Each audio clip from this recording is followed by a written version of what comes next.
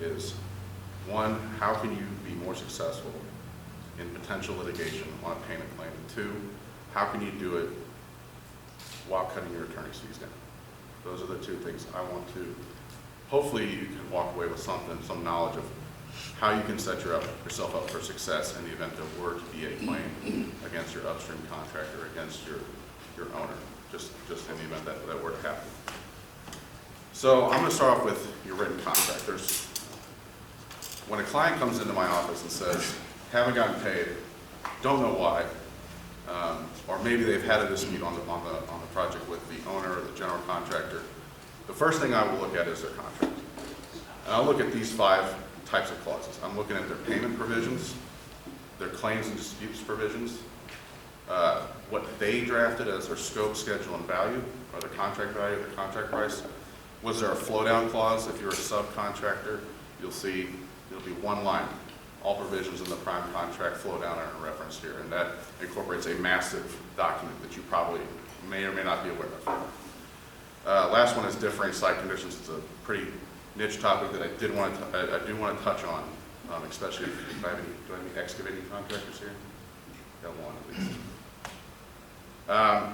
So sort of the obligatory pay when paid versus pay if paid. You guys have all heard this topic. I'm sure people have reviewed it with you. Okay. I do want to talk about it because it is so key in terms of shifting risk of the owner's non-payment from the GC to the subs and from the subs downstream. So there's a massive difference between the two. A pay when paid clause, and I'm not going to read it to you, but you can come up here and see. And also, if you can't read it, or if I go too fast, I'm going to send Eric a copy of the show, and or email him. I'll give you a copy, or you can email me. I'll give you a copy too. Pay when paid. All this says is I'm going to pay you 30 days after I get paid by the owner. Now, a normal person reading this would think a condition of getting paid as the owner pays the GC, right? Courts disfavor pay when or pay if paid clause. They will do anything they can to make sure the subcontractor gets paid. That's not an opinion of mine. That comes directly from the courts. They absolutely will do anything they can to get the subcontractor paid, but at some point they will enforce it. If you have a pay when paid clause like this, has anybody seen a clause like this at the top, on the top line? You guys have seen this in your subcontracts? If you have language like this, it's not a condition. The subcontractor is entitled to payment within a reasonable time. Now, who knows what that means? That depends on the jurisdiction, the type of project, the price. What I do in these situations is I put a reasonable time. I define what a reasonable time is. So I will put at the end of these clauses, but in no event later than 90 days after you receive my payout.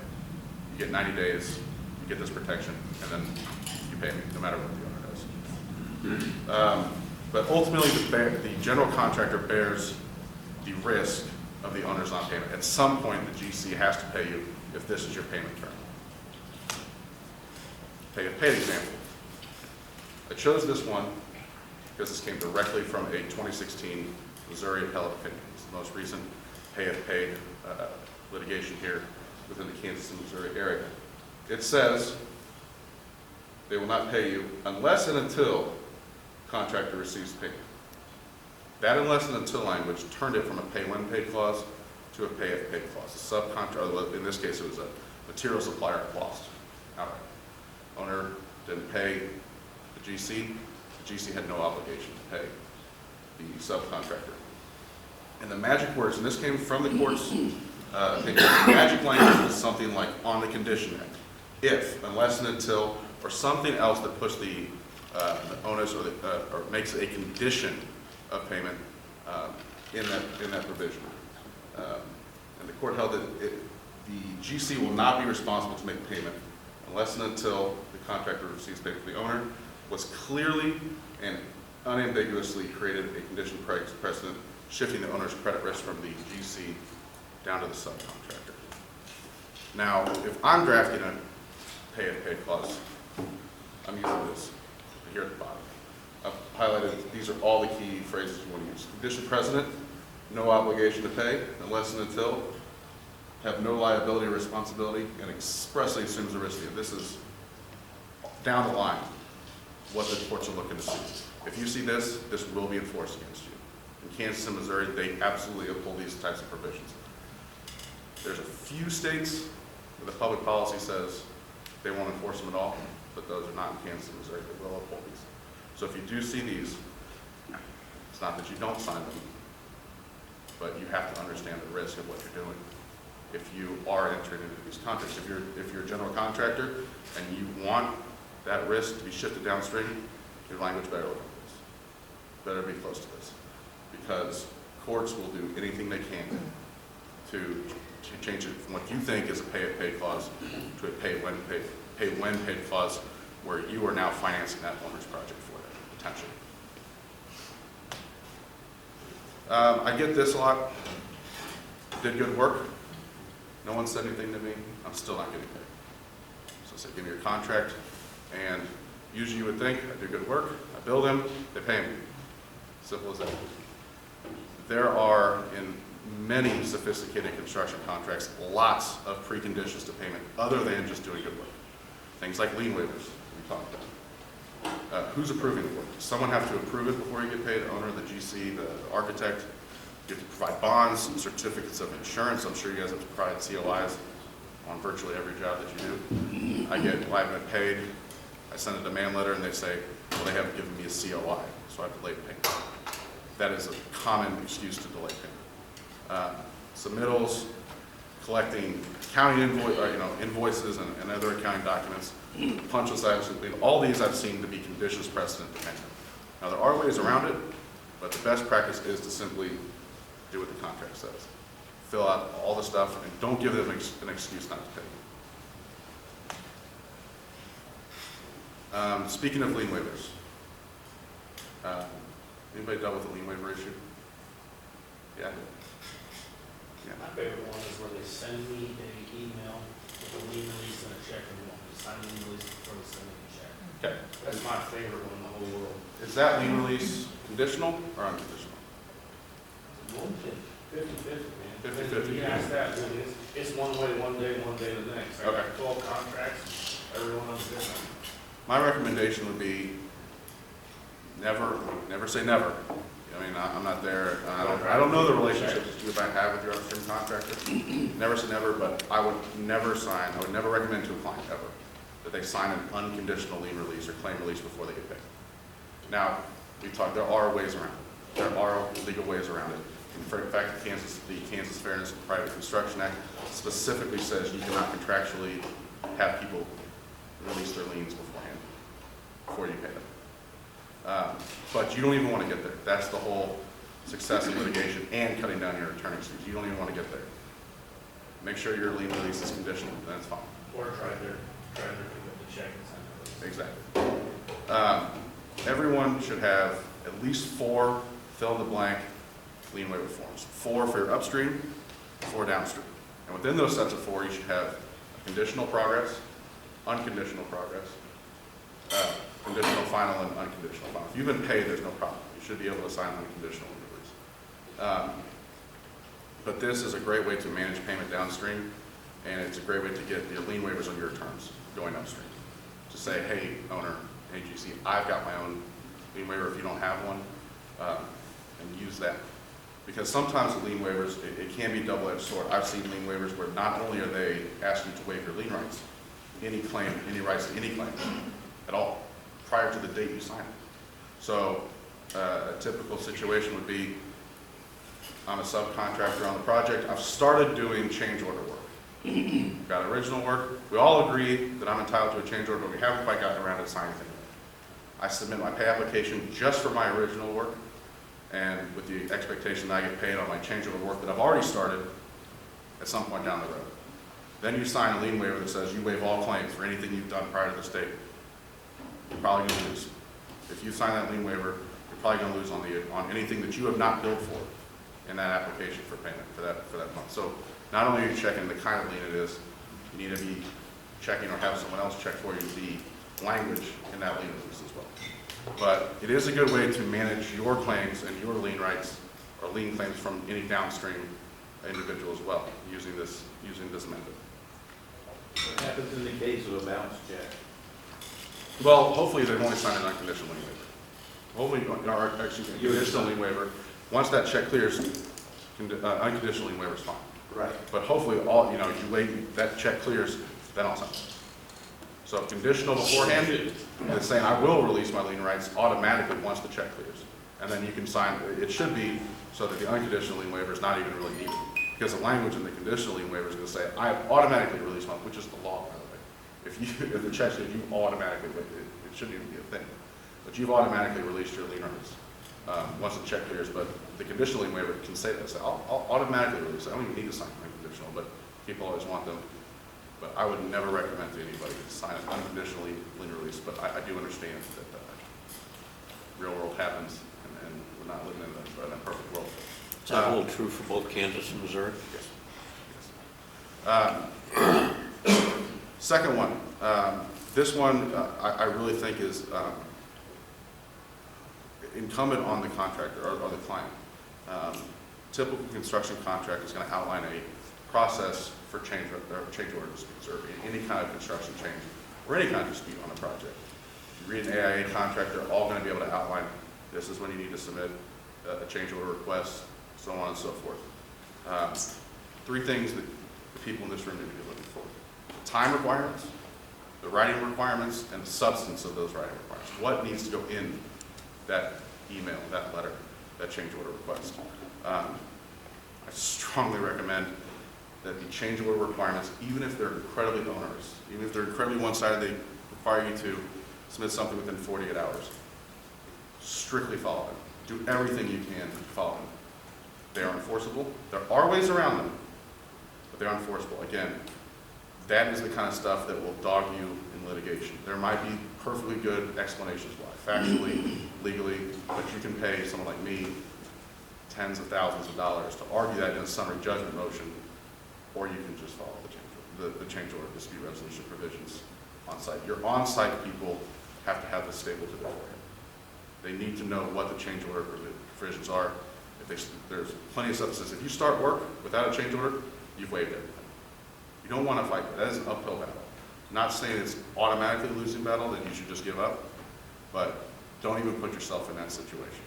Follow your change order and your dispute resolution provisions strictly. I'm not going to read this to you, but this is the AIA, the standard subcontractor. You've all seen this, right? This is your change order resolution provision. All it says is that you need to submit your change order request 2 days before the contractor does to the owner, because the contractor, the GC, is going to have to do it to the owner. Again, filed upstream. This is another reason, we haven't talked about it yet, but this is a reason you need to get a copy of the prime contract subcontractors. You have to get a copy of the prime because you don't know what this is yet. It could say 48 hours. It could be 72 hours. A week, 21 days. I think the AIA is 21 days. But you need to get your change order provision in, or your change order request in 2 days before they. And you do not want to have to fight this if you don't. That's a real good point. So you're saying in every case we should request a copy of the prime contract? Every case. Absolutely every case. time. Every time. I have heard people say no, and I think one of the main reasons is they don't want you to know what their fee is. Say black it out. I don't care about that. Just give me the terms and conditions. That's all I want. How successful are you at actually getting that? Most of the time. Now, if it comes from me, not very often. But if it comes from my clients, usually they will get it. So you review a contract and give us that outline of what we needed so we can do something like that? Yeah, so what I get a lot of times is my clients will send me an email saying, hey, Colin, review this subcontract for me. I'll mark it up, and I'll tell them what's what. And I say, hey, there's a prime flow down clause in here. Do you have a copy of the prime? And they won't get it unless they get back from them. That's half the contract. You could have all these wonderful, great provisions in your subcontract that I just negotiated for you for $235 an hour, but you can have totally different terms that you're agreeing to in that prime contract that are flowing down to you that you don't even know about if you don't have a copy of it. I would get a copy of the prime contract before things go wrong in every situation. And if you're a GC, I have no problem giving that out. Maybe you want to hold your, maybe there's some insurance stuff you don't want to give out. Maybe your fee. I understand that. Black it out. I understand that. But you want to know what insurance you provided, what your indemnity provisions are, and what your dispute resolution provisions are. Those are very, very important if you want to make a change order claim. Harsh example, this is what I would do if I'm drafting a contract. You get 5 days from the knowledge of your event or you've waived it. Someone's asking me to draft a subcontract, I will put this in there. And then I'm also gonna put specifically what you're supposed to be doing with that written notice. It's a great way to manage subcontracts, or it's a great way to manage change orders if you're a GC. This is not the type of stuff, there's, it says you waive it. This is not an uphill battle that you want to fight. Change orders are the most litigated topic in litigation, and most of them shouldn't be. They shouldn't be. You get a signed change order, do it in your time, your change order litigation, and costs will dramatically drop. I do understand the situation where everybody wants to be the nice guy, everybody wants to be able to do it on the handshake. I get that. That's just not how it works sometimes. I've had too many clients burned by that. And it is tough to fight when their contract says if you start the work, you waive it. Then it's gratuitous, it's free. Or you waive it if you don't provide it in writing, and I say, where's your written change order? That's a hard battle to fight. Not impossible, but your change order claims should not be an issue. 99% of them will not be an issue. If you get a signed change order, you do it in time. I run this all the time on concrete contractor and email excavation. We dig for soil footings and we fail soil tests. And the fail soil test would immediately in a bad situation. How do we reflect? The engineer tells us that we cannot build on that soil. We have a lot of open earth in it. There's no way to process it past it. It immediately has to be done. We just notify them. I mean, the engineer is telling me that I have to change it. There's, we'll get right into it. Conditions based on engineer. You're leading me right into my next topic. Well, no, you're not. I'll address it now. No, third point. Field change directives, you guys heard of those? That is an on-site change by an engineer or sub or GC instructing someone to do something. That's not a part of your work. It's just going to cost you extra. This is a very simple one-page document. AIA G714. Go buy a bunch of them. Or you can go make your own on Word. Name, GC name, project number, description, price, sign. Your subcontractor, your superintendent should have 20 of those blank forms. I mean, it's a very easy one-page, no terms and conditions. There's nothing on it. One-page deal, right under your truck seat. Sign it. If they won't sign that, they're not going to. There's a general contractor that says their superintendent doesn't have the authority to sign change orders. Only their project manager in the office does. You should know that. Yeah. With this, so if you had that signed, it still wouldn't be valid based on your prime card? That situation would be, you get inherent authority arguments. What I would recommend is you eventually turn that into a change order. So you take that field change directive and turn it into a change order. I understand that you got to do things 1 minute, but you take those at the end of the week, turn them into a written, or you still comply with your change order provisions, but you turn this and say, your superintendent told me to do this, I relied on it, you benefited from it, give me a change order. Engineers are, typically the superintendent may not even be involved in it, because the engineers represented the testing agency that is verifying for the city and the engineers, the person on the. I would get it signed by the person that. By that person? Who's going to pay you? Who's going to pay you? The person who's going to pay you should sign it.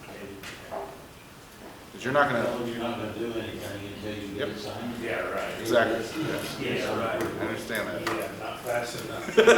You open up a 7-foot deep. But things like emails, even, that's the best way, but even things like emails, we talked about X, you told me Y, and here's what I'm doing, and here's how much it's going to cost, let me know if I'm wrong. And their silence could be implied consent. That'll give your lawyer at least a better argument than just showing up and saying, hey, I did $60,000 worth of free work, I'm not getting paid. I'll say, where's your emails, where's your change orders, where's your field change directives? And if you have nothing, it's a hard battle fight. If you've got something, field change directives, great. If you've got emails, if you've got text messages down here, that's still something. It's still better than. Can I ask a follow-up on that? Sure. A lot of what I see contractually, there's some vagaries in it, right? So change orders must be approved in writing. Right. We rely on email a lot. Sure. Send you we generally do something written, kind of a proposal form, send it over. This is approved, go, via email. That'll get you there. That would Generally, generally that's stand gonna out. get you there. I mean, your contract can say you must be signed in writing, but best practice obviously is to follow up and actually have them executed. But that'll get you 99% That, I mean, if someone's gonna bring that up as a defense, I'm not gonna worry about it too much.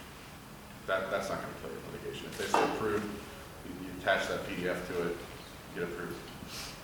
Obviously, best practice, get it signed, but that's the next best thing. Right. So time and material type stuff? Yeah. Same exact thing, just. Follow the contract. Whatever it says, yeah, I mean, if it's going beyond, you maybe let them know ahead of time, but, I mean, with the time materials, you're gonna give an estimate, all right? You're not, if you got, you have an open Well, I bay. mean, there's just situations that come up like, windstorms, blow out things, and all of a sudden they want you to fix whatever, this, that, and the other. And say it's 2 guys for a day and a half type Yeah. deal, and then just say, I do on T&M. Okay. So you just change your ticket, get it signed. I would get a field change director sheet for those people out there. I mean, obviously, the more formal, the better. You get signed change orders, that's the best. The next is field, sign field change director. Have your superintendent go, hey, look, company policy, you gotta sign a sheet. You go fill in by hand. It is written on the site, piece of paper. It says time and materials, estimate, again, $10, whatever it is. So if you sign it, hold it until the end of the day, you turn that into a change order. That's what I would do. Colin, you keep saying turn into a change order. Yeah, Most of the general contractors I deal with, yeah, if they don't generate the change order, their system doesn't recognize it. yeah. Request one. Huh? Request one then. I do, and it comes at their own pace, right? Sure. Well, and you've I like got, to sign field director because at least you have something on paper. at least you've got something there. Now, if they aren't following, if they aren't performing in good faith, they are preventing you from trying to follow the contract. It's called a doctrine of prevention. They've waived it. They've waived that defense. If they are actively preventing you in good faith from following the contract, you can show a paper trail of trying to comply with that contract, and they are the ones slowing you down, or they say, well, you didn't give it to us within 21 days. Well, you didn't give me the change order form, and you give me 30 days later. They're going to waive that. But still do everything you can. Do everything you can to document that, get them to agree to it, or just their silence can get to it. What do you think about, so like, I'm changing the field situation like that, I didn't proper soil, I have an engineer tell me just to dig. So when we start working on it, we go, I email notify them of the problem, Sure. immediately as quick as I know. But then I send them my change order, Right. and it says change order at the top, they never sign it. But I send it to them descriptive, everything Right. I get as quick as I can. Yeah. And if they, like I said, they don't sign it, they send me their change order 90 days later, then we'll wait. That'll get you. I mean, that'll get you. That's a good. You can only control. You can't control it, right? Yeah, I'm completely out of control of all of it. And the courts know that. If they are actively delaying things or trying to get you to, and they want to use that as a defense later, they're going to lose that. They're going to lose that. It's not going to cost you that much because it's just a losing defense. If they say, well, you didn't sign our change order form, please, you didn't give me your change order form within 90 days, contract says 21, I'm not too worried about that defense. It's a bad defense on there. Sending those documents, sending those emails, trying to work with them is going to get you a long way, legally. If you're coming in on the right horse, juries are going to like that, judges are going to like that. Judges, they're going to understand what that upstream entity is trying to pull. They get that. So I'm not too worried about those kind of defenses. If it's coming from the other side, whether it's either intentionally or unintentionally delaying things, if you're trying to comply, that'll get you there. Any more? I'm sure we can do change orders all day. I can do a whole seminar on change orders. But we're going to move on. Scope, schedule, and contract value. We'll spend a little time because there's not too much lawyers can do about the scope, schedule, and value. Hopefully, we aren't the ones drafting it for you. Because you guys know what your scope is, you know what your schedule is, and you know what, how much you're going to want for it. What I can tell you is detailed written scopes are going to go a long way to a successful project. If you just walk in on a handshake, it's fine. Hopefully you trust the other guy. There's something called, I don't know if you've heard the concept of scope creep. Anybody heard of that? Yeah? Where the upstream GC or the owner is just constantly trying to get you to do more and more and more gratuitously. Sometimes it is nefarious. Sometimes it is, there's just a misunderstanding. But that detailed written scope is going to do a lot, not only to get you a successful project, but down the line, we'll talk about it in mechanics links, how detailed written scopes can help you pursue a mechanics link claim, but it's going to prevent you from good defense to that scope creep. Be vigilant, and your field supervisory personnel should be able to say no. I know everybody wants to make the client happy. I get that. But at some point, this is a business. You know, you gotta say no at a certain point. A few things here and there, they're good client maybe. But, you know, we're here to make a profit, not to do it for free. How about the clause in the contract that says, the scope includes, but it's not limited to? That not limited to could be anything and everything. Yeah, I would strike that, and I'd say maybe incidental, you know, and you know, at the end say includes spec section, this or that, or just detail written, and any incidentals related there too. Because you can't write every little thing that goes into that, every scope. So there is some generality and some inherent ambiguity in writing the scope. That's just you just can't sit there and write that level of detail. But that limited language is going to be concerning, at least to me. Yeah. I wrote my scope outline for line, Yep. just describe as Yep. can be, come to a price, but you know, they never want to attach that to a contract. They always have the same total, but it's never as good as what I've written down. In a court of law, if we take that in and present that, and that number matches up, and my date for bid date matches up, and everything says the same other than it changes, unless it says it differently, is that going to show what our real scope is? It'd be My great. scope might be 150 sentences. Yeah, it'd be great evidence. It's going to depend on what your contract says. If there's something called an integration clause, and that says nothing outside of the four corners of this document's part of our deal, that might kick it out. Then how do I get my scope to find that well? Can you reference it or incorporate by reference, say, as shown on proposal dated this? Attached here to is exhibit A. I understand, yeah. But it's a good evidence. It's again, not best practice. You want that signed. We started putting on those bids that if they use our number Yeah. in a letter of intent, or a contract, or a purchase order, Mm-hmm. that implies that they've accepted our terms and conditions of our proposal? Yep. How well would that stand up? Well, Well, now if there's another contract, Say it again. Say it all. it would sign. That would stand up well. If you've got a letter of intent and there's no other contract signed. no, There's what I'm other. saying is in the bid, Yeah. we put a statement in there Yeah. that says if they use our number, Right.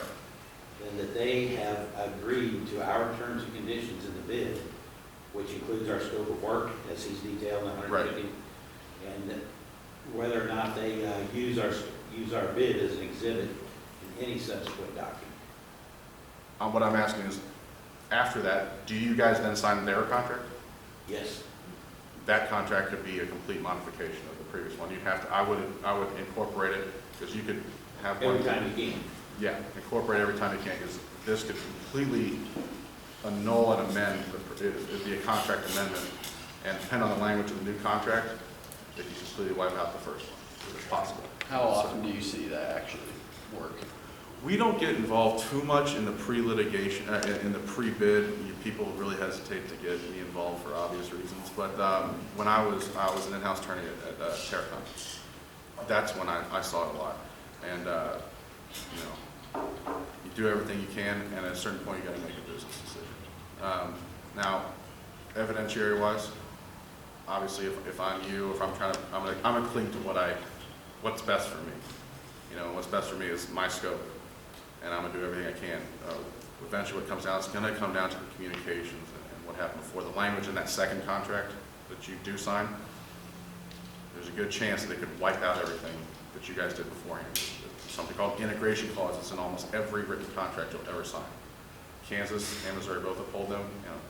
Pretty sure Kansas does it very strictly, where it says anything we've discussed beforehand or any other documents that are not incorporated in this document are gone.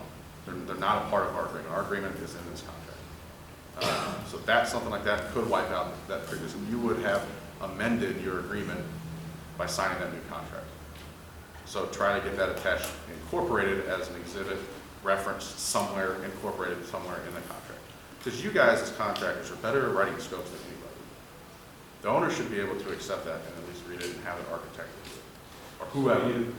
So you could probably, instead of getting your whole bid attached to the contract, there shouldn't be an objection to attaching scope of work description. No, I would not if I was an owner. Hopefully, if Right. you got someone reviewing it, you guys are better at writing scope than anybody. You should be able to incorporate your written scope. So, do you have a question? In good faith, in a situation like that, when we litigate this description of the scope, you're probably gonna be able to get that my initial quotes to them at least shown as evidence. Absolutely. Even if they do have a clause. It'll get in that. there. So, I mean, It'll get in. you think if you get it as evidence, you think You can get it in whether it wins the day. Could be subject to a summary judgment motion. well, yeah, sure. But if it's a summary judgment motion, it's done. But yeah, it would get into court if we got that far. But whole point of this whole thing is to never get there. Yeah. Never want to get there. By doing these best practices, and I understand that it's not always easy, but if you're able to set yourself up before the contract, during the project for success, things like attaching your scope and pay when paid clause and all that stuff are going to increase your chance of success in litigation and cut your fees down tremendously. Flow downs, we talked about them a little bit. Again, my best advice is get a copy and have your attorney review it before you sign your contract, because you could have a great subcontract, but if it flows down, you could have a mutual indemnity and that's great, tied only to negligence, and your insurance provisions are perfect and all this stuff. But if you flow down this horrible owner's prime contract that you have agreed, now you're agreeing to their terms. The indemnity provision is incredibly broad, and you're agreeing to provide $10 million in CGL policy, $10 million in umbrella, and you're going, what? I never saw this. Well, it's going to be enforceable against you. Just because you didn't read it does not mean that it's not offense. Anyway, get a copy of the prime. It should be provided to you. I don't know why it wouldn't, other than, like we discussed, just the fees. That fee portion, maybe some other sensitive confidential information that are in those contracts. But the terms, the GC should want the subs to have those. They should want them to know what those are if they're trying to work with you and not set you up for failure. Differing site conditions, I think you touched on it earlier. This is mostly maybe for my excavators, so if I have electricians or painters here, you can take a nap, have a beer for a while. Great risk, this quote came from a Supreme Court decision. Great risk for bidders on construction projects is adverse subsurface conditions. Study done, this is back in 1981, said that annually subsurface or change order situations with differing site conditions cost $3.2 billion a year. It was going to double. That was back in 1981. This is a huge topic for contractors because of the amount of money that can be involved in a differing site condition. You guys understand what I'm saying about differing site condition? Well, we call them unsuitable site conditions. Yeah, well, you get on a project site, you get a geotech, you get a geotech report that says this is perfectly workable soil. You put your bid based on that, and you get out there and it's a bunch of money. Now what do we do? It's beyond a little bit of a change order. These are when you get to a site, again, 99% of these are going to be below ground situations. Sometimes in the renovation, the remodeling, when you have to pull things out of walls, that might be a situation. But this is when you get on site, you were told something or you weren't told something, and it's totally different from what you expected. And it's going to cost you a fortune to change. So the real issue is who bears the risk? Who bears that cost? The contractor or the owner? Some situations, soil bearing capacity. I think you touched on it. Groundwater, unsuitable fill, I'm sure you've seen all of it. You've probably seen everything. Last week, man. Okay. Environmental problems, what happens when you hit a gas tank that was buried in the 1950s that you weren't aware of? It starts with pre-contract investigation and negotiation. Case, don't know exactly where it's from.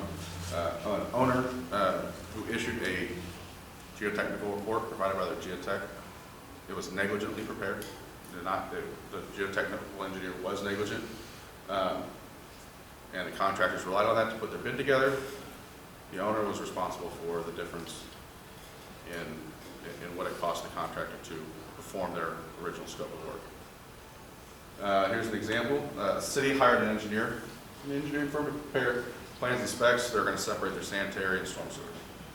In the actual bid documents, do they still do this where they put the actual quantity in? They do? Yes. They put 450 square yards of concrete removal. The actual was over 1,500. Who's responsible for that? Typically, that's $1,000, Yeah. depending on the contract. Well, it depends, yeah, if it was a lump sum, they wouldn't put the quantity. There might be a note somewhere in the plan to an estimated quantity, but if it was a unit price, Right. they'll put a quantity because that's They'll how put a you quantity. establish the base price. But clearly they were way off here. It's going to cost. They're It's way going to cost off. them a fortune, right? Well, here it was a lump sum. It was an estimate. It was an estimate. Estimated lump sum. It was an estimated lump sum, and we estimated this to be 450 square yards based on our investigation. Well, it turned out it was almost 3 times that. So the contractor put in a change order for $240,000, and the municipality said, no, that's on you. At trial, the jury somehow found the contractor to be 25% liable. So they cut their claim down by 25%. On appeals, they were completely exonerated. If the contract, because the contract did not say who was responsible, it didn't say one way or the other, who was responsible for it. So the inherent risk as an owner is you're responsible for your property and the conditions that are on your property because you have the best knowledge. You as the owner should know the most about your property more than anybody. Whether that actually plays out in real life, I don't know, but that's what the court said. Just a little, I don't want to do a whole history lesson, but I think it's important to see where this topic has come from to where it is now. In the early 1920s, what was happening is the contractors were getting all the risk put on them. So what they were doing on federal projects, or on all projects, was they were giving these massive contingencies. Their bids were absolutely inflated because of the risk that they were supposed to be bearing on all these projects. They were the ones, they weren't getting any change orders approved, and they were getting crushed by the courts. So their bids came up really high. The federal government said, they put a clause in and said, we will adjust your contract really under 2 circumstances. And the AIA later adopted those, and it has permeated ever since.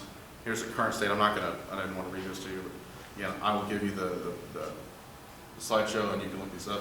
Federal regs, AIA, EJ, CDC, the consensus docs all have similar provisions that say we will give you an equitable adjustment of the contract in 2 circumstances. The first one is if we give you documents that you're relying on, geotech reports, topo surveys, etc., and they're wrong, and you encounter something materially deviates from what we told you, then we'll give you a change order, or an equitable adjustment of the contract. Type 2 is if something is totally unreasonable based on the if it's totally unanticipated.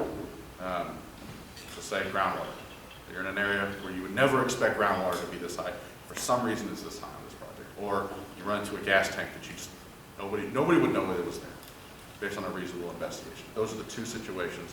If it falls outside anymore, most contracts are going to incorporate it. If it falls outside those situations, usually that's because there was a mistake in your investigation, probably where it's going to be, you're not going to get a change order, assuming that your contract says this. And then you layer on, has anybody seen, I'm sure you guys have all seen this inspection clause.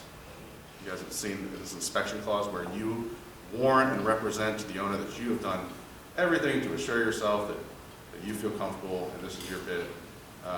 So kind of how do you layer what I just said with the inspection clause, and then you add on top of that an owner disclaimer that says, we disclaim any responsibility for any of the site conditions that are here. You layer those 2 things on. If you just have those things on, you better be out there doing everything you can, within reason, obviously, to get yourself all the information you need to know about this project site before you sign the contract.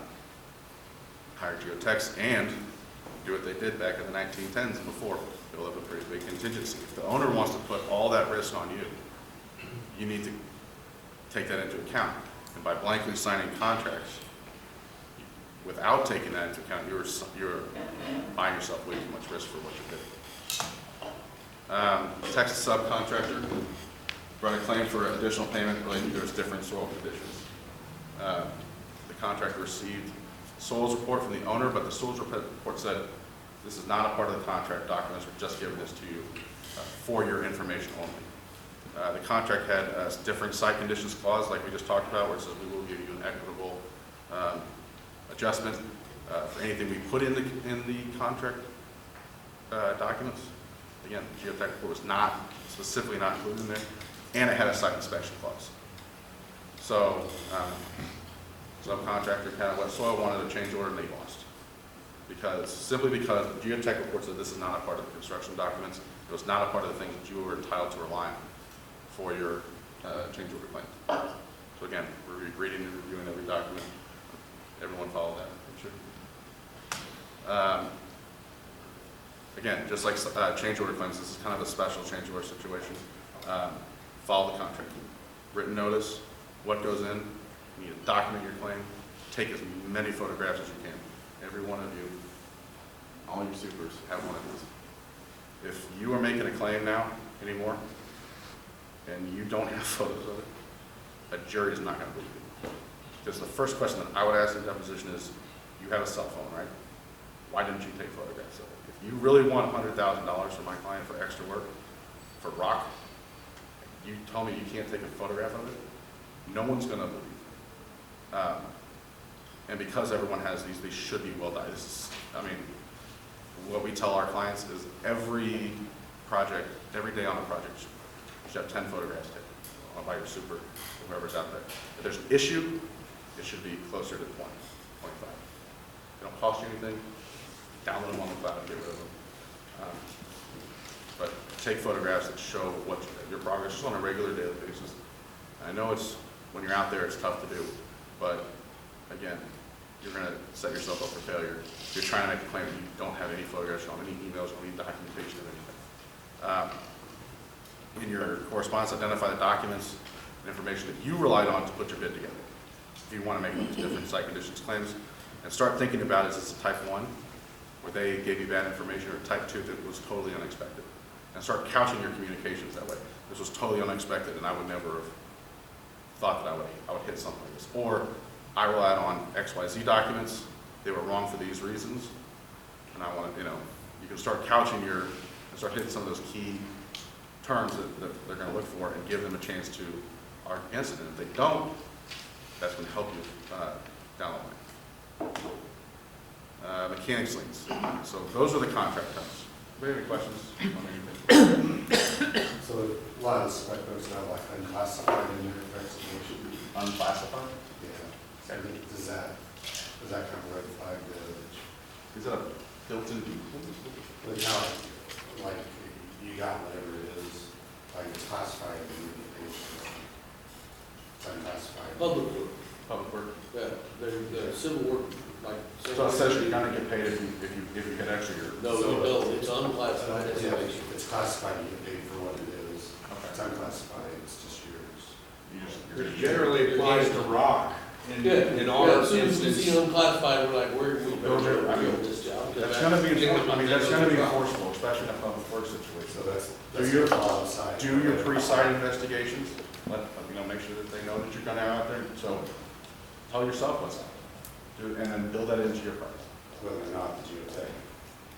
If the geotech gave you something, it's gonna depend on the language of the contract and what that geotech report says. 90% of those public contracts also say the geotech is just a courtesy, it's not. It's just for your information, and we just went over that, where they did that, and they lost. So you might want to do it yourself. Build that in. And I know sometimes it's tough, but you either have to build that in by doing your own due diligence, or build in a big contingency for that unclassified. That's the way to handle it, because it's going to be enforced against you. Another question on, is not directly related to site conditions, but indirectly as far as weather conditions that affect the site. Most contracts say that I can't ask for a time extension unless it's unusual weather conditions. Okay. So what is unusual weather conditions? How's that defined? It's going to be defined by the air. I mean, what would a jury think? And that's the best way I can tell you. What I can tell you is make the claim, let them deny it. What a reasonable, I'm no better an expert on weather than anybody here in this room. What I would recommend is let them deny it, or at least make the claim. This is an unusual weather condition, and you can try to fight over that, but you're going to lose if you don't at least make the claim. That's all I can really tell you. I mean, it's going to depend on a fact. It's going to be on a fact-by-fact basis. If it's that much money, you're gonna have to hire a weather expert. And, I mean, that's just how that litigation is gonna go down. And it's gonna depend on the facts. Document. What days were you asking for? What was the weather? Take photographs. Go on the internet. They're gonna have, I mean, county by county, zip code by zip code, what that weather was that day. How much rainfall did that project site get? And was their denial reasonable based on what was happening? But that is a judgment call. It is tough to answer, is what I'm gonna say. I ran into a public project that had defined quantities. So defined the amount of, there's an ADA project, ADA modification to do things like ADA ramps off of the streets. And one of a certain area did not meet ADA requirements, tying into the existing requirements, so I could not fix it correctly. It was for a smaller municipality. And I filed for a change order, but I could not define exactly what it needed because I needed to measure it. It had to be measured so precisely that we couldn't do it prior to fact. We had to remove it, modify it. They did not pay me on the change order. What could I have done differently? It was a defined quantity project, so I mean, I had to. Did you try to do it on, I mean, I don't know if time and materials, but you'll say, look, there's not much I can do about it. I presented it to them, I told them they needed to do it, I put it in writing, they needed to do it. I sorted out, measured it, told them how much we needed to do, didn't conform. It just happened on a very busy street, very dangerous situation. You do the work. And You have to do the work? 'Cause Mayor you said, have to. no, I'm sorry, thank you. I don't know if you have to do the work. What's that? I don't know if you have to do the work. If they won't sign a change order, you don't have to. Right? I know that sometimes that's It unreasonable. says the provisions of my contract is funded by a federal grant, it says we're meeting ADA requirements. They're gonna go there and set levels on my work and define if it meets those requirements. If I can't make that work, my work fails. So you were relying on someone else's work, or they're relying on yours. My work has to go to those requirements. It has to meet the code. I have to have so much ride, so much bulk. I have to meet those requirements. The existing conditions that I'm going to would not allow that to happen. Well, again, that's going to depend on what your contract says. Did you have the ability to look at that beforehand? No. Well, I think you'd have a pretty good reason for a change order. Now, what their position is, there's only so much you can do to control that. You know? Sometimes to keep that client happy, might have to do that kind of work. I got one next one, but is there better with Do your best to document the change, take photographs, follow exactly what those change order provisions are in your contract. Now, you cannot control what they sign. That's true. You cannot control what they do and do not sign. I hear that all the time. Well, they won't sign it. Do everything you can to convince them to sign it. If they won't sign it, you still need to set yourself up for success in the event there is a claim. Now, you might walk away at the end of the day, it might be a couple grand, and you say, you know what, this really is simply throwing a small claims court over. But if it's a big one, It's just our profit. It's just the profit. just the profit? Just the profit. Oh, well then, yeah. But that might be worth making a claim over, and do everything you can to set yourself for success. Photograph, document, email, put it in a change order, field change directive, all of it. That's the best way you can do it, and then you can just make a business decision later whether or not you want to pursue that claim in court. That's the best advice I can give you. Mechanics liens. I mean, now we're getting past the contracts, and this is to sort of the tools available to you to give yourself leverage for a payment. Maybe some of these will help you. I put mechanics liens first. Every time a client comes into my office, not getting paid, the first thing you want to do is slap a mechanics lien on it. And there's a reason for that. Mechanics liens can provide very, very good leverage for you. They're very good sources of security.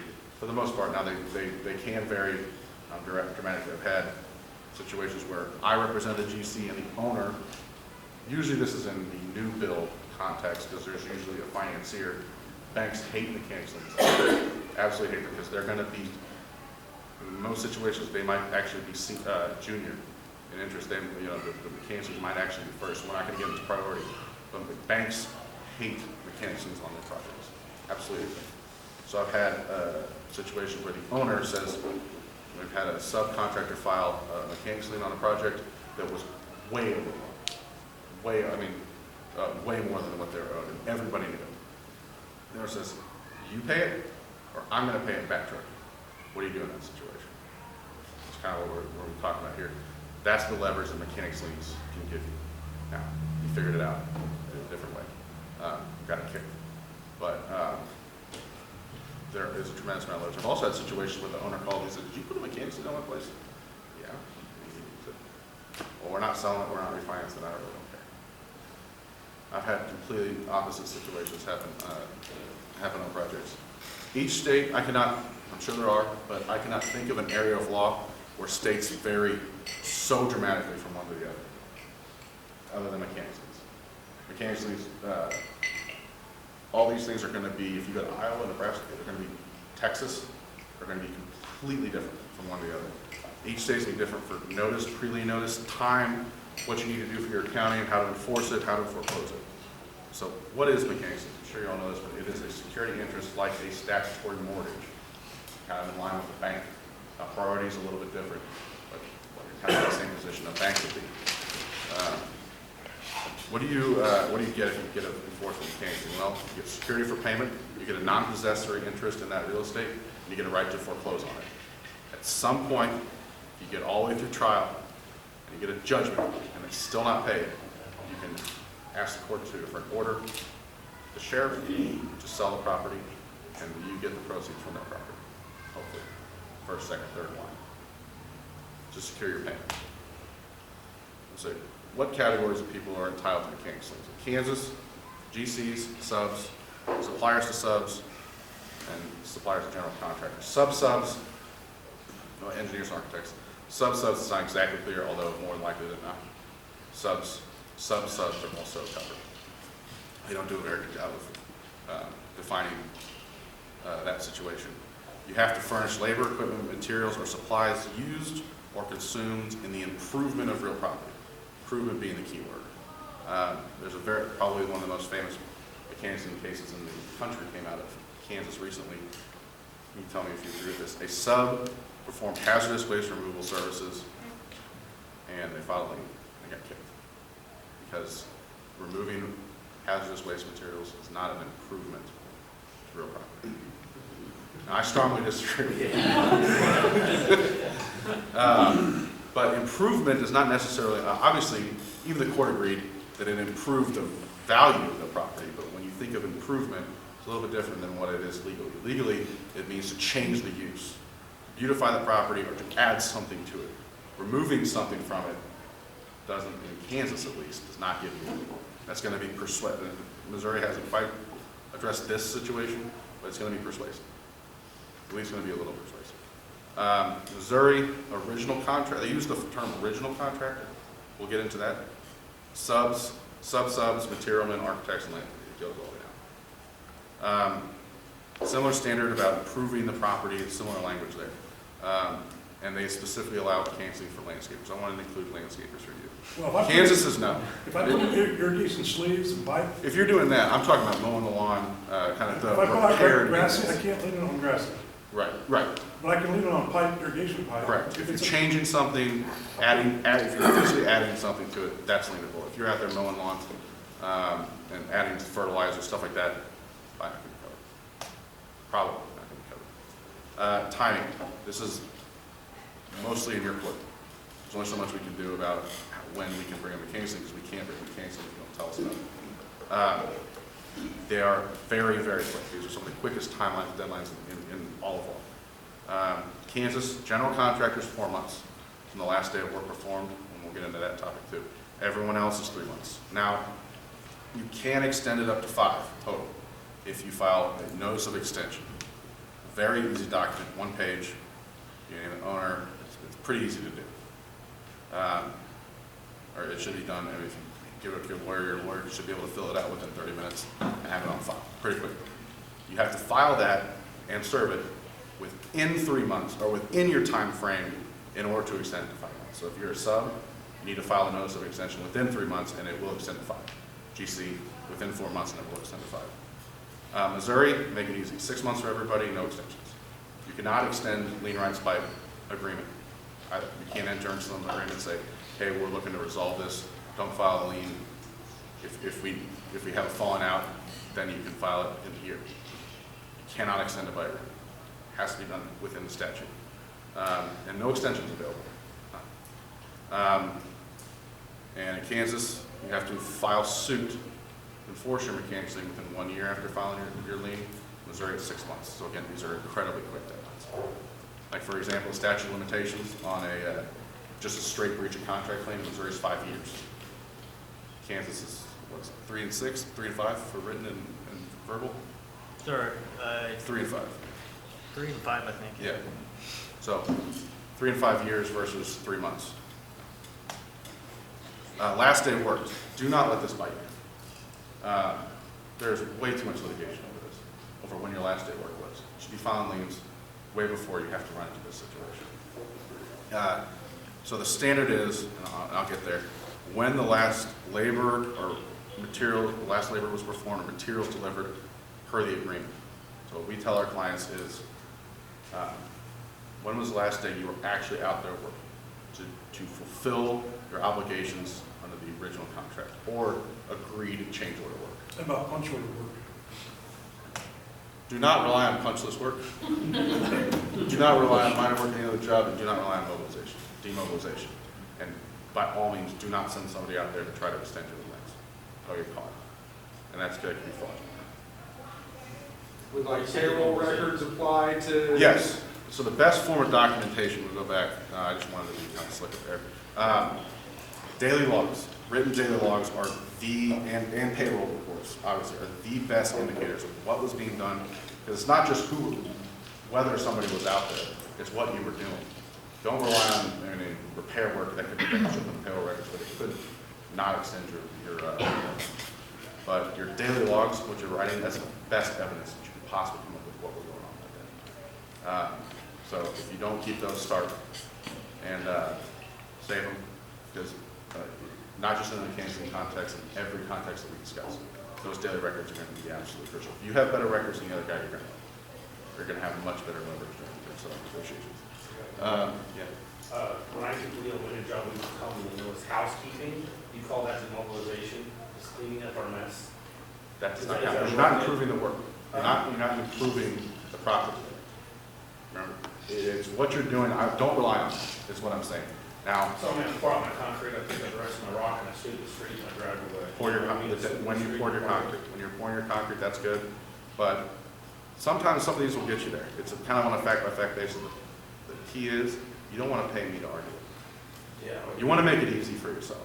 Right. And you can say, look, this is well within the 3 months, or whatever. We were clearly still working on X day. Set that day. Send yourself an email or a reminder. If you're having issues on the job, say, our last day was December 27th. And go off of that, because you know that you were working for the original scope of work or your change order. So the basics that go into an actual mechanics lien statement. Mechanics lien is a document that you put together that you file with the court, the circuit court. And it puts an encumbrance on the property. So the courts make you go through all kinds of loops because it is such a powerful tool and such a hindrance to the owner. They make you, the standards are incredibly high and it's incredibly tight. But what the basics is, you need the name and address of the owner, easy. Name of any upstream contractor. You should be able to tie your contract to the owner no matter where you are on the project, if you want to file mechanics. You should be able to know exactly, and again, another reason to have a copy of your prompt. Your name and address, easy enough. Legal description, talk about what that is. And then what is most incumbent on you, a reasonably itemized statement of your claim and amount. Notice I underline both, I underline reasonably itemized statement and the amount of the claim. It's not simply enough to say this is how much I'm owed. You have to go further than that, and you need notice in the majority. Claims accounting. You need a reasonably itemized statement, as used in the statute, is a statement that is not excessive or is sufficient, and that's fair and sufficient to inform the landowner of a claim, and enable the landowner to ascertain whether the work was completed and whether the charges are fair. What all that means is your mechanics lien document within the four corners of it. No outside evidence. The four corners of the document should identify exactly for the lien owner what work you did, what work you haven't been paid for, and exactly how much you're owed to the penny. And you should be able to support that with all kinds of documentation.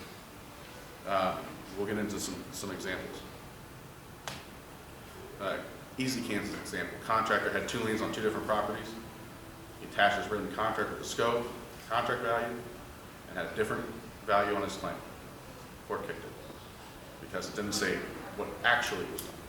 It said here's what I signed up for. It did not say what it was actually done. Pretty easy one to kick off. And again, we as attorneys are relying on you guys to tell us what that is. We weren't out there. So we need to know exactly what work you're claiming. And the more documentation and the more specific you can be, the better. Here's a scary Kansas example. This is a federal bankruptcy court case in 2011. Engineering firm filed a mechanics lien for $600,000. They had 111 billion entries or invoices attached to their mechanics liens. The bank in the bankruptcy challenged the itemization. The court gave the standard, but the court recognized that the lien statement categorized the firm's claim by invoice date and project number. It categorized the labor, equipment, and materials that were furnished to the project by that firm, and they had a spreadsheet that tied the classes of services to each invoice by project number and phases of the construction. The projects were described in detail, and the lien indicated the nature of the work done, where it was done, and how the firm arrived at the claim. It was invalidated, because the accounting was not detailed enough, in part, just a few. The court evaluated several items within the lien. It struck 3 entries because it said the project description, lot 48, pool and bathhouse, hotel drainage and earthwork were not detailed enough. Now, I don't know if this was a federal district bankruptcy court interpreting Kansas law. I don't know if this will still go, but Kansas courts will always follow federal courts when it comes to their law. So we are relying on you guys, and it's our responsibility, obviously, as well to help you, but to know exactly what work was done. And that's when those detailed scopes and those daily logs and the pay applications with those AIA, the second page of those continuation sheets can be crucial. Those can be, if those are filled out correctly, liens are easy to do. If they are a mess, and we have to help you kind of package all that together, it can be a real, be very costly. And it can still get kicked, obviously, because this is scary for attorneys. Pre-lien notice requirements. Kansas does not have any special pre-lien notice. These are notice requirements that need to go to the owner or upstream contractor. Kansas doesn't have any on non-residential work. Does anybody do residential work? I'm not going to get into it. Missouri has special pre-lien notice requirements for everybody. Everyone. Has anybody seen this language before? Yes? Anybody else? You guys have this in your contract? Okay.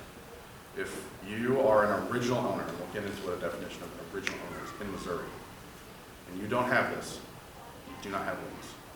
No exceptions, no exclusions, no mercy.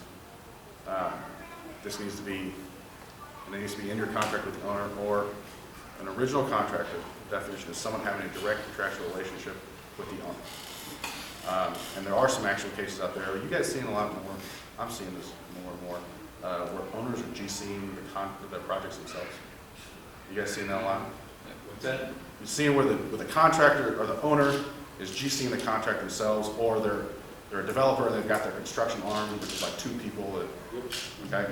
Even in those situations, if you've got owner and this other LLC out here, everyone's an original contractor.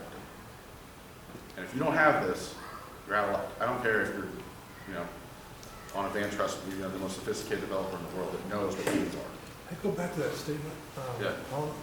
before this. When you say if it's not in our contract, If you were an original contractor in Missouri, original, the an GC, original, the the prime? GC, yes, the prime, but it's not necessarily the prime. It's in those situations where the owner's GCing it themselves, everyone's an original. You have to have at least one, but everybody can be an original. Like a CM agency? Huh? CM agency? Construction manager not at risk agency, where you're prime to the school district or prime. Well, school district, that's public, you don't have limits. But, basically, like a CM agency where every sub, every K partner has a contract directly with the owners. yes, anybody can be an original contractor if you're contracted directly with the owner. And that could be in situations where you've got kind of those, where you got the developer, it's not quite fleshed out yet, but where the developer has their own little construction arm, they're separate LLC, but they're really the same. Everyone could be considered an original contractor. Now, again, going back to our theme of setting yourself up for success and not having to argue these kind of things for you.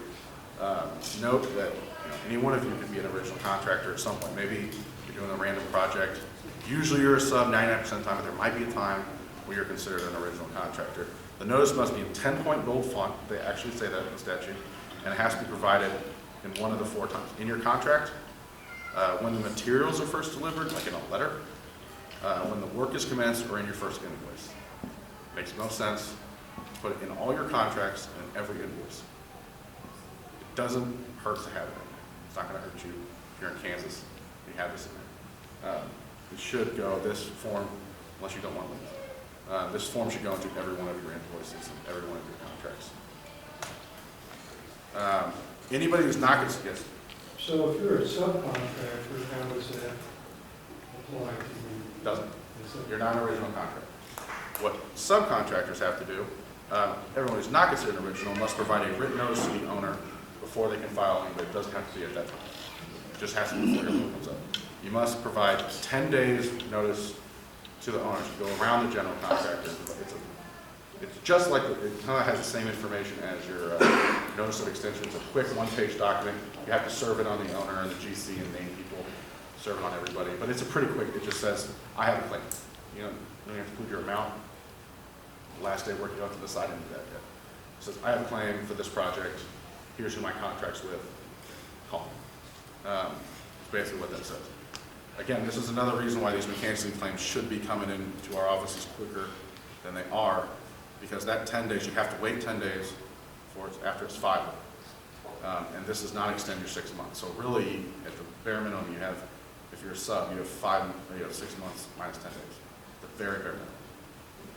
You cannot file a lien until you wait 10 days. Just more time, it's going to eat you up. Anybody do any tenant improvement work on existing buildings? Yeah? Okay. I'm going to go over the tenant improvement situation real quick. What happens when your contract is with the tenant? The tenant doesn't pay you. The tenant. Landowner owns the building, you're doing some tenant improvement work, the tenant doesn't pay you. You put a lien on the landowner's property. The question boils down almost exclusively to the language in the lease. If the language in the lease says from the landlord to the tenant, and the landlord is requiring by contract the tenant to make the improvements, the tenant is considered an agent of the landlord, and then therefore you can put a lien on the whole property. If they're doing it gratuitously or on their own, there is no requirement from the landlord that the actual improvements are made. Even if they're aware of it, and even if they're benefiting from it, you get a lien on a lease, which is worthless. So ask for a copy of the lease. Because if I'm an attorney, you come in and you know it's a tenant, or I know it's a tenant improvement situation, I don't know if in good faith, can I put a lien on someone's property that I don't really know what that relationship is? Probably not. That could get it kicked, and it could get me in trouble and get you in trouble. So get a copy of the lease, because that is going to dictate whether you get a lien before you can take that into account in your risk management before the project. Whether you have really any lien rights at all, because liens on leases are worthless, like I said, or you get it on the whole thing. Quick note on discharge mechanics liens. In Kansas, you can bond around liens. You can just put a surety bond, file a surety bond, get a judge to approve it. Pretty quick process. It's 100% of the lien claim amount, and it's gone. They don't have a choice. Missouri, they don't have that in non-residential situations. In residential situations, you can. You can also negotiate lien releases. I've done that before. Collins firm, where we just negotiated. We said we'll pay it and hold it in escrow, and we'll let it sit there, and you'll agree to release the lien, and you at least have your security in that escrow money. So if you have someone upstream, the owner or the GC, breathing down your neck, there are ways other than just paying it or letting the GC or somebody go around you and back charge you that money. You can also file suit. My favorite. So some practical considerations, again, understand that 10-day notice period, the quick timing of your claims. For attorneys, when I get a lien claim, the first thing I'm going to do is order what's called an ownership and incumbents report. It's going to tell me legal description, like we talked about earlier, the true owner's name, if there's any banks involved that I have to name, and it's going to give me most of the information I need for a lien, other than your account and your last day of work.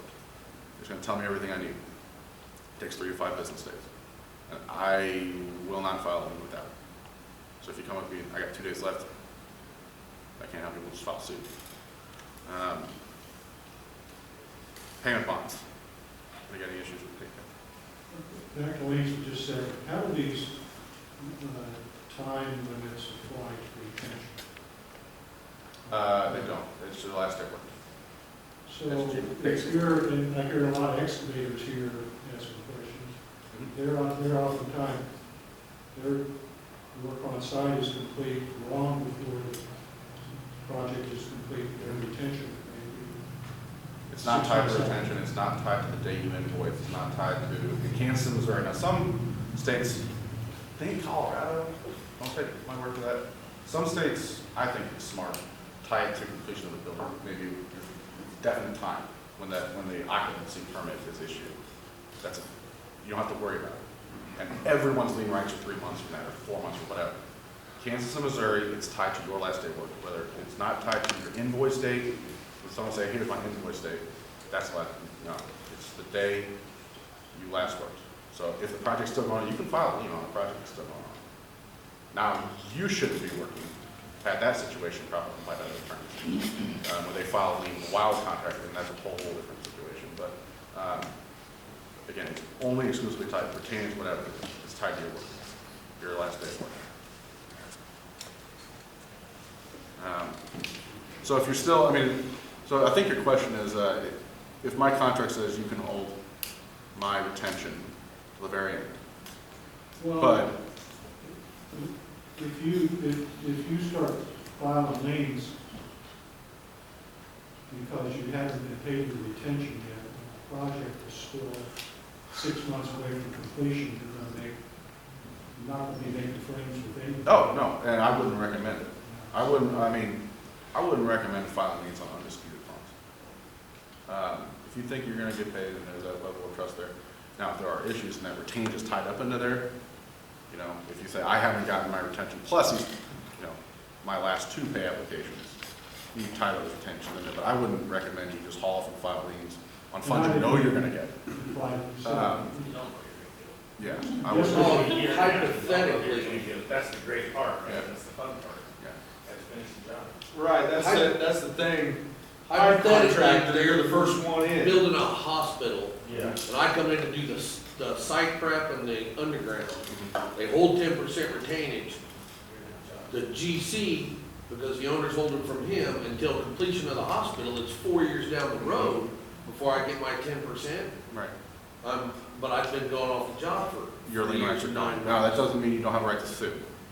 Just So, because but- you lost but your a retention. A lien claim is gone. Gone. Okay, I think that was more the question. Yes, your lien claim is gone, does not mean you do not have a right to sue.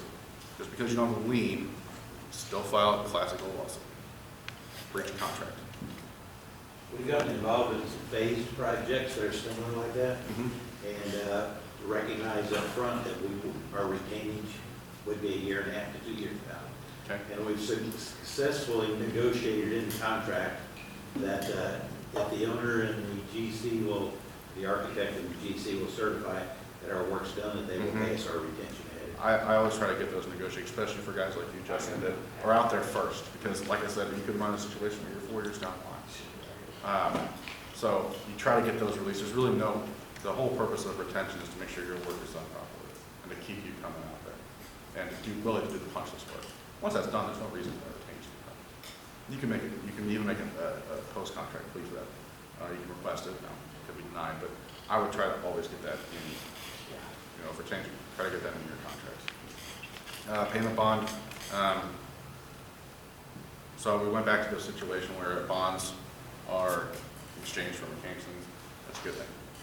I think bonds are the best security for your payment. Instead of land, a half-built project for your security, you've got a giant insurance company that's going to be a defendant that's perfectly collectible. That's what a payment bond is. They're going to be mandated on almost all public projects and a few private. Does anybody see, just for my own, anybody see any bonds on private projects? Only maintenance bonds. Maintenance, well, payment bonds. This is payment. This is a payment presentation. Anybody see the payment bonds? No? Okay. If it's over a certain dollar amount, On federal and on private too? If it's big enough. Okay, awesome. The bank will require. If you are aware of that, get a copy of it if you can. No reason for them to hold it. In fact, as an insurance company, they kind of have to give it to you. So get a copy of the bond, read it, and what is the claims procedure? Again, very, very tight deadlines that will be enforced against you in the bond claim. So read the bond. Miller Act, real quick, this is on federal jobs over $100,000. They require the GC to post a payment and performance. We'll talk about payment. So if you say, well, then we'll give you a copy of the bond. You write a letter to the federal agency with an affidavit saying that you're owed money. They have to give you a copy of it. Who's protected?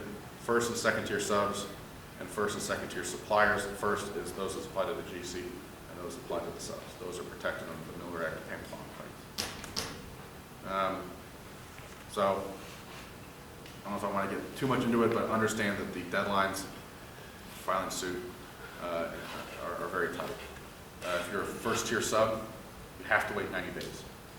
You don't have to provide anybody notice. You don't have to provide the GC or the owner notice under the Miller Act. Now the bond terms might say that you have to provide notice to the surety, and I really don't care what contracts mean.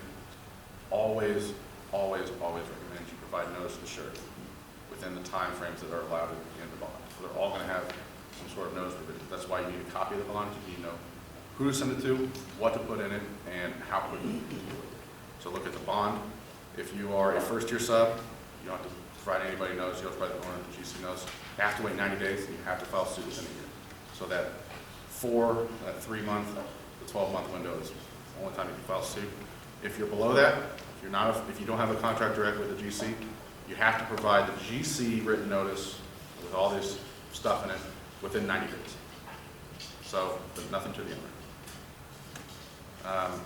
Has to be in writing, has to be substantiated, and it has to say accurately how much you're owed. So what do you get with the payment bond versus the case? Well, you now have, instead of one defendant, the Sorella Group. So instead of throwing just the Sorella Group, I got Sorella Group and massive insurance company as two defendants that joint, and that insurance company is liable to the same extent they are if I'm suing them. So your claim is going to get paid if you've got a payment bond. Now you still have to go prove it.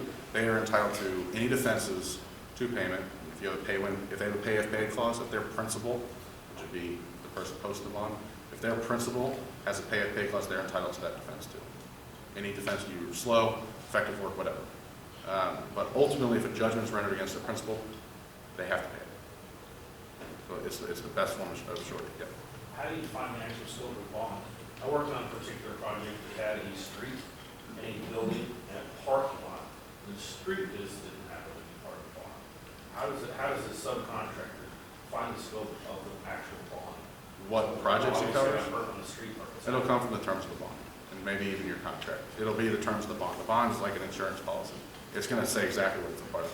Again, the key reason why you should get a copy of it before things go awry. Because believe it or not, when your attorney sends a letter saying give me a copy of the bond, we get a lot of pushback, or they just don't talk to us. So try to get a copy of the bond before things happen, before you sign a contract. Failure to provide proper notice on time is going to be a bar. Just consider it. There may be some ways around it, but in 99.9% of the time, if you don't do it within the right times on the bond, on the Miller Act, you're going to lose. Prompt payment acts. Anybody aware of the Kansas Fairness and Private Construction Act? Okay, we'll go over that real quick. The real benefit of those acts, probably the most asked question I ever get. Can I get my attorney's fees? The answer is almost always no. You can't get your attorney's fees. It's called the American rule. Pay for Americans, we pay for our own attorney's fees. The two exceptions if you have them in a contract or if it's in a statute. This is your statute where you can recover attorney's fees in certain circumstances. They also have a very high interest rate, 18% a year interest rate on your payment plans if they don't pay, if they violate the act. Now, sounds great, but you're never, I'll maybe back me up on this, I don't know if you've ever gotten it. If you've ever gotten attorney's fees as part of a settlement? Oh, no. Settlement? It's never going to happen. and 99.99% of these are going to get settled. So it's a tool, but sounds great, but unless you're willing to go to trial and kick butt at trial, kind of secondary. They cannot, the rights that you have and obligations you owe under this act to the various parties, subs, GCs, owners, are not waived by contract. You can't put something in here that contravenes this act. You can't say it's waived, anything like that. For example, you cannot waive, release, or extinguish right to sue or file liens in a contract. Wait a minute, say that again? You can't waive, release, or extinguish right to sue or file liens. Sometimes I've seen, one contract yeah, on a casino. you can't Said file this. We had this, once we signed it, we had to waive our rights to lien. Is this in Kansas? Yes. Was it a private job? Yes. It'd be invalidated under this act. Nice. This is about 6-7 years ago. Yeah. It's probably built around that, or passed around that. We didn't sign it. Good. Well, I can't remember.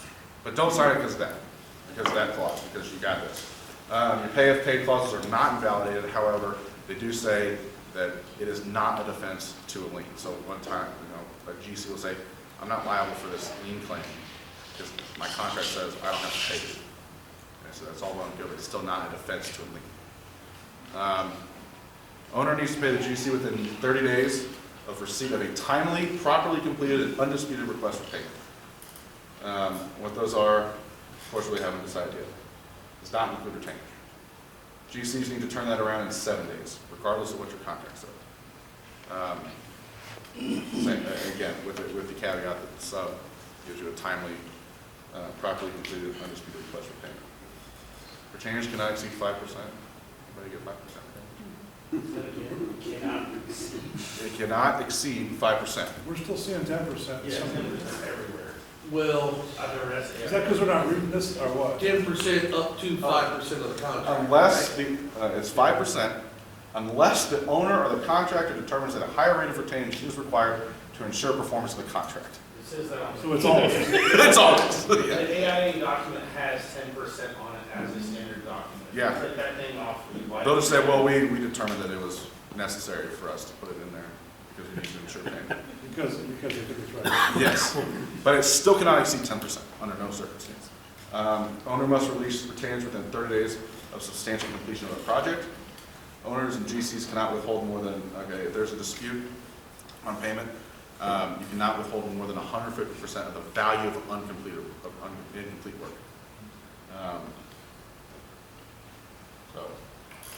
Amounts retained for that work must be paid within 45 days. And if payment is more than 7 days late, under the act, you wait your 7 days. You know the payment's been received by the GC. The GC hasn't paid you within 7 days, so wait another 7 days. 7 days late, you can provide 7 days written notice, and you can have an automatic right to suspend performance. Does that trickle down through tiers of Every single tier. subcontractors? Good point. Every single tier. It keeps going at 7 days, 7 days, 7 days, 7 days. So technically, 14 days after you let them know. 14 days I think it's after you 21 let them in know. need, because you have, after receipt of payment, so you have 7 days, then it's 7 days late, then it's 7 days notice, so yes. And you have an unequivocal right to suspend. Now, again, that is assuming that you comply with the act by giving a timely, properly completed, and undisputed change, or application for payment. Note, any remedy that's available under the Private Construction Act can be negotiated in the contract. You put any one of these in your contract. Whether that's likely, I don't know, but you can rely on it contractually versus having to rely on the act. There's very little litigation. One thing I did want to bring up to you, if we have time. There's one key, and this is under the Public Construction Act, but it would apply because the language is identical. Masonry sub brought suit under the Act against a GC. Blue Valley built 4 buildings, gave them all to the same general contractor. General contractor gave masonry scopes all to the same mason. So 4 projects going on at the same time between the same GC and the sub. Their working relationship fell out. The GC walked off of one of the projects, or no, the sub walked off of one of the projects and filed suit against the GC because the GC wasn't paying its bills. GC filed counterclaims saying, not only do we not owe you anything, you owe us money. It happens a lot. 4 projects, The sub had a payment claim on every single one, and the GC disputed at least a portion or all of every single one. So project 1, $15,000 payment request, GC disputed $5,500 of it. Project 2, they disputed all the $83,000 they were requesting and said, not only that, you owe us $92,000. Last one, or the third one, they disputed 4,100 of the 12,000, and on the fourth project, the one they actually walked off of, they disputed all the 654,000 and said, you owe us 1.3 million. The GC was successful on some of its set-off claims. The sub won something on every single project. And even though the court acknowledged that they had some decent defenses and that were viable and that the jury believed, they were awarded attorney's fees and interest on every single project. On every single project they got it. Because they filed undisputed, timely, properly completed pay applications on every single one. And even though there was issues with the work or delays or outside stuff, because they submitted them, they got all their attorney's fees. It wasn't too much analysis beyond that. Missouri public prompt pay. Missouri is very weird. I know that we're kind of going late, but I understand in Missouri, again, 10% max. Oh, I think maybe you can more in Missouri. On public projects, owners have to pay monthly. GCS turned down 15 days after that. Under the Private Act, I use this kind of all the time. It says pay what your contract, pay like your contract says. Your contract says 45 days, pay within 45 days. The contract says pay at these 25%, 50% of this interval, pay within those times. That's all it says. And if you don't, you're, again, attorney's fees, 18% interest. And again, you can only withhold 100% of the value of incomplete work. So, final thoughts. Again, documenting your project claims. See an issue, photograph it, emails, text messages, talk to your attorney, start drafting letters, and start setting yourself up for success that way using what's in your contract. Follow the claims dispute provisions in your contract, understand your payment terms, and come to us if quicker, sooner rather than later. One thing I wanted to note, it says here on 4, it is an understandable misconception that I think attorneys are just blocked. As soon as I get a lawyer involved, it's all going to go to hell. I understand that. There's a few things that we can do. First, what I recommend to clients, if there is a dispute, sometimes I can ghost draft an email for you, where I write it and I put in the language that we want, and you copy paste it, send it over to you. That's a 0.1. I've done that with you, Justin. Yes, we have. Yeah. That's a 0.1 or a 0.2 on your bill, versus way down the line when you didn't communicate properly. Now we don't have good exhibits. Secondly, attorneys can sometimes approach it, and they can actually help you get things resolved. Believe it or not in every situation, but in some situations, attorneys can bring kind of another opinion to the table. They can approach it a little bit more sober, and they can actually work with each other. Colin and I can work together very well sometimes to get things resolved. And sometimes we have to do our job and litigate. But there's other times where, I've worked with Colin's boss, Danny Webb, and he's a fantastic attorney.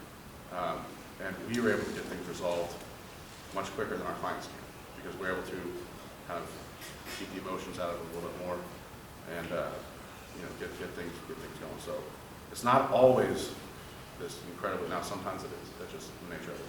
But don't always think of us as some sort of hindrance to the project success. You take affirmative action, draft yourself some blank lien waivers, change order directors, change orders, and just be able to use those on a daily basis. I can take it. Any other questions? That's all I have, so I'll be here. I just have one quick question. Sure. It goes back to filing a lien. We're your own contractors, and there have been times where a subcontractor has filed or attempted to file or want to file a lien for an ignored amount because they're using it as a bargaining tool. And is there anything that we could do to prevent that lien from being filed? Prevent it? No. There's nothing you can do to prevent a lien from being filed. What you do is, if the lien has been filed, turn it over to your attorney, and they can look, has that lien, it's going to be a larger dictator of what's going on upstream. If your upstream contractor or owner doesn't really care, you can do a lot with it. You look to see, is it compliant with all those rules that I just said? Does it meet every little specification? Is there something I can do to get these tossed? I've been very successful on my horn in getting liens thrown off for these little tiny mistakes. One time, an attorney had the wrong name, that she filed 2 liens on 2 properties and had the addresses inverted. Had owner, different wrong, and that got tossed. Had other liens been tossed before. You can file suit. Now you want to wait until after their deadline's run, so they don't amend it, because they can always amend it before. But you can negotiate the release of it by saying, you know, we're either going to attack your lien, but instead of doing that, why don't you voluntarily release it, and we'll put that money into an escrow account. Or if you're in Kansas, you can bond it off. They can't say anything about it. It's ex parte. You don't need to involve them. You go to a judge. It's gone. So that's what there's ways to do it other than just paying it, but assuring the upstream owner, the GC, that you're on it and that you're looking at it and it's not going to be a problem is about half the battle, I would say. Anybody else? You said we could email you and get a copy of the. Absolutely, yeah, no problem. Or Eric, I'm going to send a copy to Eric and send it to Eric myself. Thank you all for having me. Have a good day. Thank you.